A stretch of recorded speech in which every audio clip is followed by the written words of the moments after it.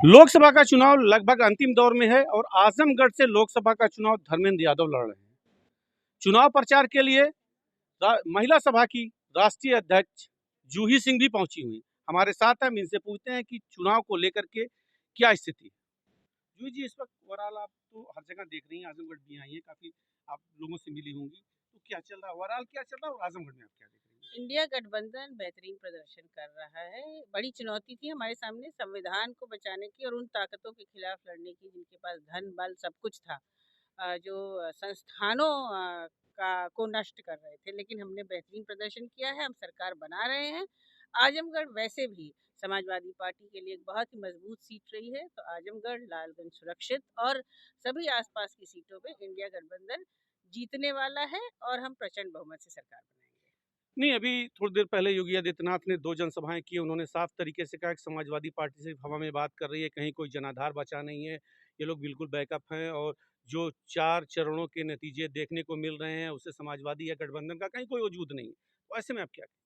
उनका काम है कहना, हमारा काम है काम करना। हमारे कामों का फीता काटने वाले, हर पर्चे को लीक कराने वाले, महिलाओं की सुरक्षा का माहौल बनाने वाले, जिन्होंने एक ईंट भी विकास की उत्तर प्रदेश में नहीं रखी, इन्वेस्टमेंट समिट कर दी, एक भी इन्वेस्टमेंट नहीं आया। वो लोग बात करते हैं कि समाजवादी पार्टी ज़मीन पर नहीं है, तो मैं हँस ही सकती हूँ।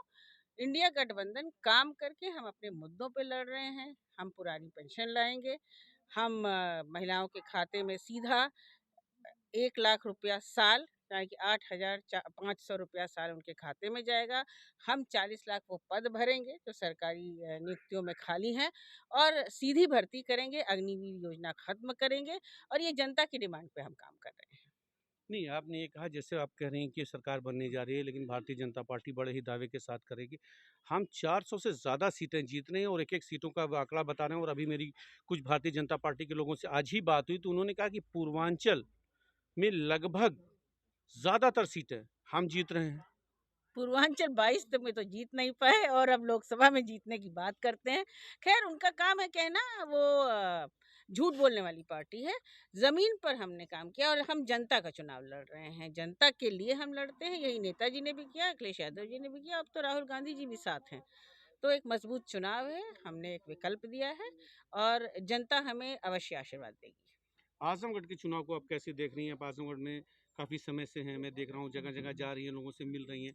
तो ऐसे में आपको आजमगढ़ का क्या रुझान मिल रहा है? जबकि ये सीट समाजवादी पार्टी की बहुत मजबूत सीट थी, लेकिन 2022 के उपचुनाव में आप लोगों ने खो दी थी। तो ऐसे में कैसे इसको वापस लाएँगी और क्या सीट की स्थिति? उपचुनाव में खो जरूर दी थी, लेकिन हमेशा आजमगढ़ और इसके आसपास का इलाका समाजवादी रहा है और समाजवादी पार्टी दोबारा यहाँ से जीतेगी, प्रचंड बहुमत से जीतेगी। बेहतरीन कैंडिडेट्स यहाँ उतारे गए हैं और किसी का कोई यहाँ वजूद नहीं है। बाकी भारतीय जनता पार्टी कुछ कह रही है तो कहने दें। नहीं, वो कह रहे हैं कि जैसे वजूद आपने जैसे कहा उनको, वो एक बड़ा मुद्दा बना रहे हैं कि धर्मेंद्र यादव को लेकर के एक बड़ा मुद्दा उनका बार-बार ये रहता है कि चुनाव अगर जीत भी गए, तो वो यहाँ रुकेंगे नहीं। चुनाव जीतने के बाद जैसे अखिलेश जी नहीं रहे, धर्मेंद्र जी भी चले गए, वापस नहीं आएँगे। तो ऐसे में एक बड़ा मुद्दा वो लेकर के जा रहे हैं कि वो कह रहे हैं कि आप ऐसे प्रतिनिधि को बनाइए, जो यहाँ रुके। तो इसको लेकर के क्या समाजवादी पार्टी की रणनीति रहेगी? भारतीय जनता पार्टी में हमेशा तथ्यों की कमी रही है। धर्मेंद्र भैया का यहाँ घर भी बन चुका है, वो अपने घर में रहते हैं और बल्कि जो आजमगढ़ से हमारे एक एक्टर प्रत्याशी हैं, वो आजमगढ़ के नहीं हैं, आते जाते हैं। तो इसलिए और बाहरी तो प्रधानमंत्री भी हैं, बहुत सारे अन्य लोग हैं जो आकर चुनाव लड़ते हैं। ये लोकसभा का चुनाव है, मुद्दों पर बात करिए। हमें बताइए कि क्यों 2017 से जो भी नियुक्तियां हुई वो क्यों अटक गई, भटक गई? आपने पर्चा क्यों लीक कराया?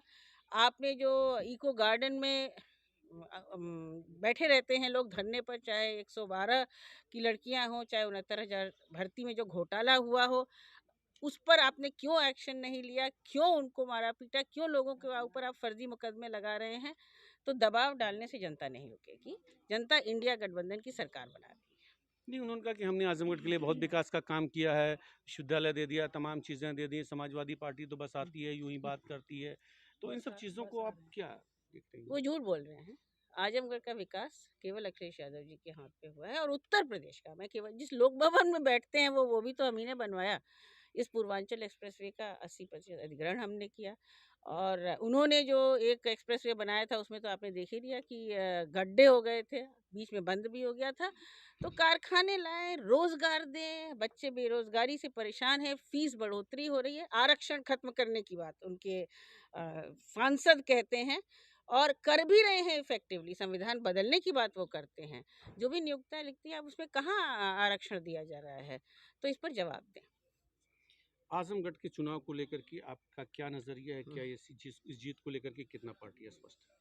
पार्टी इस जीत को लेकर आश्वस्त है। पार्टी इंडिया गठबंधन की सरकार बनने पर आश्वस्त है और हम लगातार निरंतर मेहनत कर रहे हैं। आज भी हम जमीन पर खड़े हैं, अन्य लोग मंचों पर बैठ सकते हैं। यह है जूही सिंह। इन्होंने साफ तरीके से कहा कि इंडिया गठबंधन की सरकार बनेगी और आजमगढ़ की सीट भी समाजवादी पार्टी ही जीतेगी। लेकिन अब इनके दावे कितने मजबूत हैं ये परिणाम के बाद ही साबित हो पाएंगे। खुर्रम आलम नोमानी, एबीपी न्यूज़, आजमगढ़।